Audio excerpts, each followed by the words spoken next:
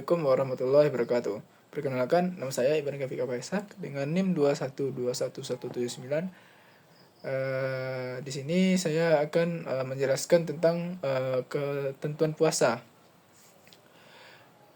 Yaitu syarat dari berpuasa itu adalah yang pasti dia Islam atau beragama Islam, balik atau berusia dewasa atau berakal sehat. Kemudian bersih dari hadas besar, baik itu dari perempuan maupun dari laki-laki. Kemudian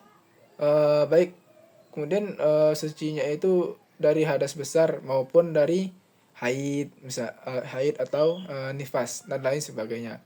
Kemudian mampu di sini yaitu sehat dalam fisiknya tersebut. Nah, kemudian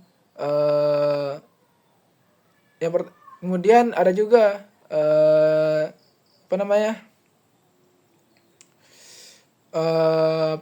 dalam rukun dari puasa ini, yang pertama itu adalah niat. Niatnya itu boleh dari malam sebelum datang waktu subuh gitu. Misalnya kita berniat malam hari dan akan melaksanakan puasa esok hari gitu.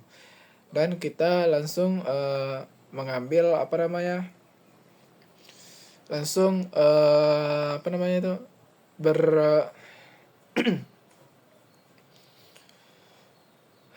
sahur pada waktu pagi atau dari jam 3 lah, misalnya kita start sahur sampai jam 5 misalkan. Nah, sampai jam setengah 4 lah, atau jam 4 lewat 50 menit. Nah, kemudian baru kita menahan diri dari makan dan minum. Bukan hanya makan dan minum saja, tingkah laku kita juga harus kita tahan gitu, harus bersikap baik kepada semua orang gitu dan lain sebagainya. Atau kita jangan melakukan dosa. Nah, kemudian kita lanjut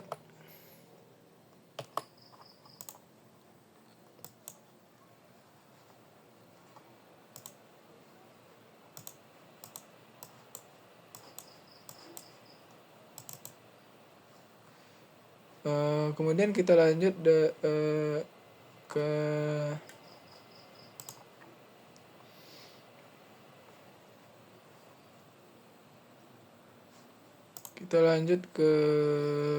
nah, kemudian dari tata cara berpuasa.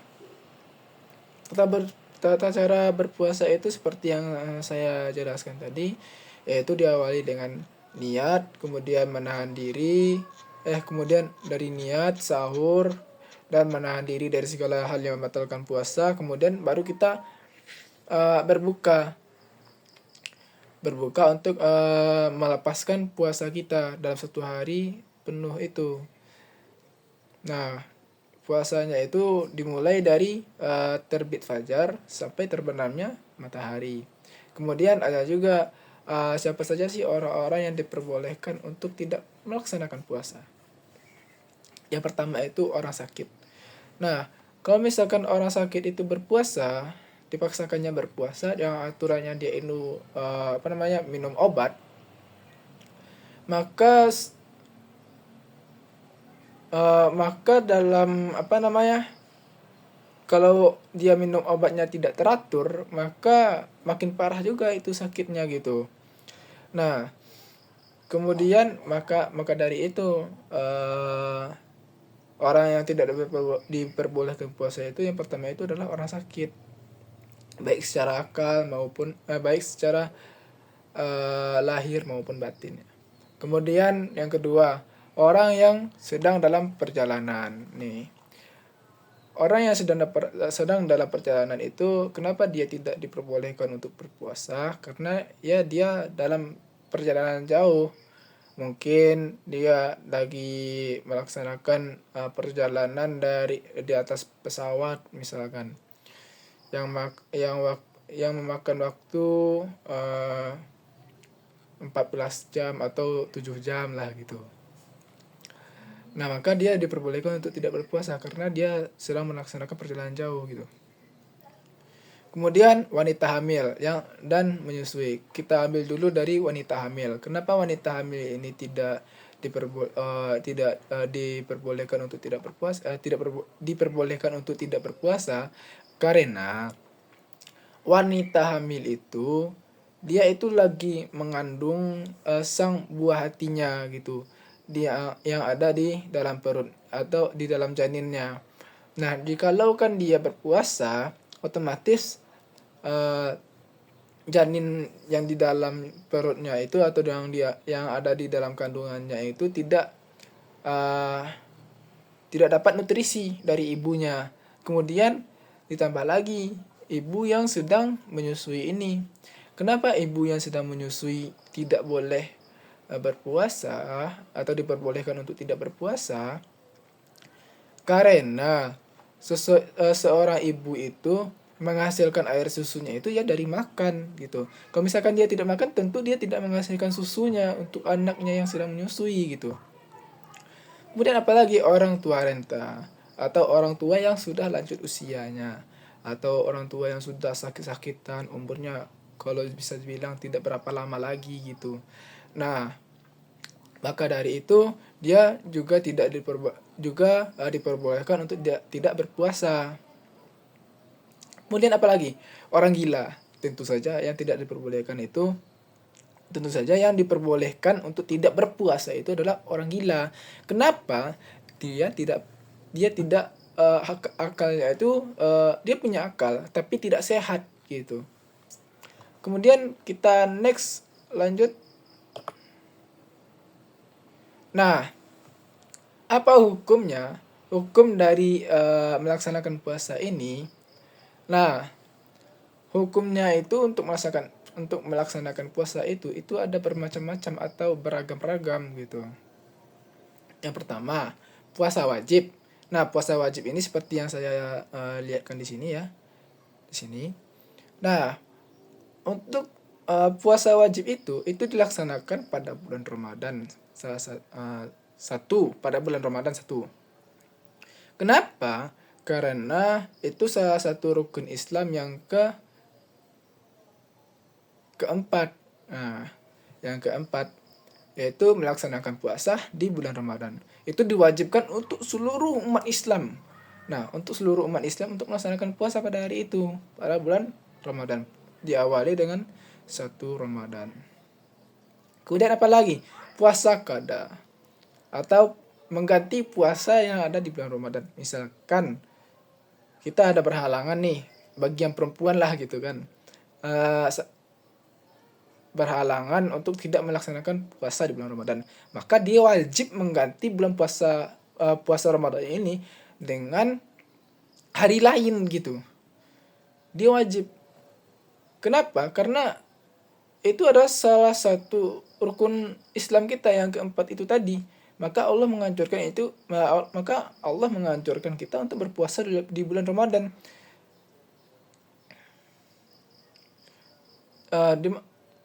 Di mana suratnya?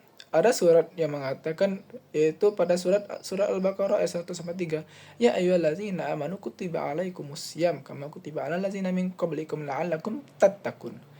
Itu salah satu ayatnya yang mengatur kita tentang mewajibkan untuk melaksanakan puasa di bulan Ramadan.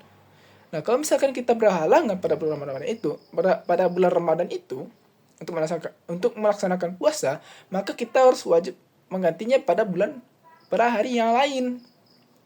Nah, kemudian apa lagi? Puasa nazar. Nah, puasa nazar ini itu adalah salah satu janji kita kepada Allah SWT karena ada hajat kita yang sudah dikabulkan oleh Allah SWT. Apa salah satu contoh hajatnya? Misalnya nih, kita mau misalnya lulus, misalnya salah satu contohnya, ya Allah, kalau misalkan saya ini tidak mendapatkan nilai C pada semester ini, maka saya akan berpuasa eh,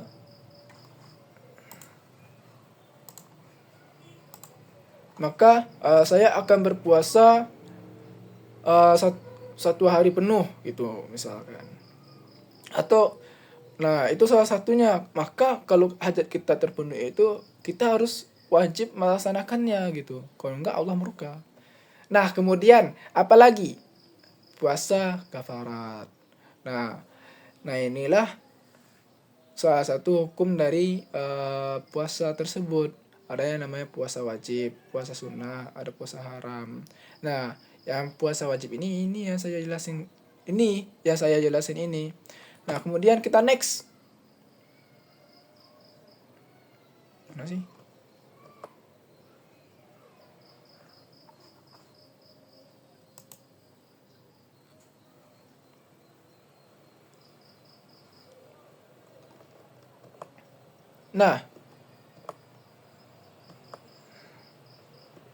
Nah, kemudian puasa sunnah. Nah, puasa sunnah ini ada yang namanya itu hukumnya sunnah, kita kerjakan sebagai kita umat muslim. Apa salah satu contohnya? Nih yang saya jelasin di atas ini. Nih, puasa Senin Kamis, kita melakukan puasa pada hari Senin dengan hari Kamis saja gitu. Tata caranya seperti yang saya jelaskan tadi. Kemudian puasa Arafah itu dilaksanakan pada 9 Zulhijjah bagi yang tidak berhaji. Itu puasa sunnah juga. Nah, kemudian puasa Arafah ini dilaksanakan ketika orang naik haji atau wukuf di Arafah gitu. Kemudian apa lagi? Puasa Tasyu'a pada tanggal 9 Muharram. Kemudian apalagi puasa Asyura pada tanggal 10 Muharram. Kemudian puasa Nabi Daud. Puasa Nabi Daud ini dilaksanakan ketika misalnya nih hari Senin kita puasa, hari Selasa enggak. Hari Rabu kita puasa, Kamisnya enggak. Begitu juga selanjutnya gitu. Jadi puasa tidak begitulah begitulah cara pengerjaan puasanya. Puasa Nabi Daud itu. Nah, kemudian puasa Sya'ban itu dilaksanakan di pertengahan bulan Sya'ban atau bisa kita bilang itu puasa nifsu Sya'ban. Kemudian puasa 6 hari setelah hari raya Idul Fitri. Nah, kita disunahkan juga untuk berpuasa itu selama 3 hari yang saya tahu. Kemudian apalagi? Puasa haram. Kalau puasa sunnah itu jelas ya yang saya jelaskan tadi. Kemudian puasa haram ini. Nah, puasa haram itu haram kita melakukan puasa tersebut. Haram kita melaksanakan puasa pada hari-hari tertentu atau pada keadaan-keadaan tertentu gitu. Apa salah satu contohnya? Nih ada di sini nih, ada gimana ya? Nih di atas ini. Nah, kemudian di atas ini. Nah, yang pertama itu puasa di hari raya Idul Fitri dan Idul Adha. Nah, atau puasa kedua hari raya ini atau puasa di kedua hari raya ini itu hukumnya haram. Kenapa dibilang haram? Karena kita melaksanakan kita kita itu sebagai umat Islam itu sedang merayakan hari kita sebagai umat Islam gitu. Hari besar kita seperti hari raya Idul Fitri, hari kemenangan kita, atau bahwasanya kita telah melaksanakan bulan puasa 1 bulan penuh, maka kita wajib merayakannya dengan adanya Idul Fitri itu pada tanggal 1 Syawal. Nah, kemudian dan hari raya Idul Adha. Nah, hari raya Idul Adha ini itu sama. Itu cuman waktunya aja yang berbeda. Nah, hari raya Idul Adha ini dilaksanakan pada 10 Zulhijjah sampai dengan 10 Zulhijjah gitu. Maka setiap kita ini pasti berbeda-beda hitungannya. Nah, kemudian apalagi puasa hari Jumat bagi orang yang tidak berhalangan puasa di hari Jumat hukumnya haram bagi yang tidak memiliki uzur yang syar'i atau alasan yang pasti gitu dia melaksanakan puasa. Nah, kemudian apalagi puasa wajib bagi wanita haid dan nifas, atau puasa di hari-hari haid dan nifas hukumnya haram bagi wanita. Nah, ketika wanita itu melaksanakan puasa ketika dia lagi berhalangan atau haid, itu haram juga dia melaksanakan puasa karena dia tidak suci gitu. Nah, kemudian apalagi undang-undang yang mengaturnya itu terletak pada undang-undang penyelenggaraan puasa. Misalnya, salah satu contohnya ini ada yang di atas sini saya tampilkan. Nih, itu pasal 29 ayat 2 Undang-Undang Dasar Negara Republik Indonesia tahun 1945. Apalagi Pancasila itu menjamin kebebasan beragama dan menjalankan ibadah sesuai agama bagi pemeluknya. Kemudian apalagi peraturan daerah atau perda. Beberapa daerah memiliki perda terkait puasa, misalnya mengatur jam buka usaha selama di bulan Ramadan. Kan ada tuh waktu kemarin.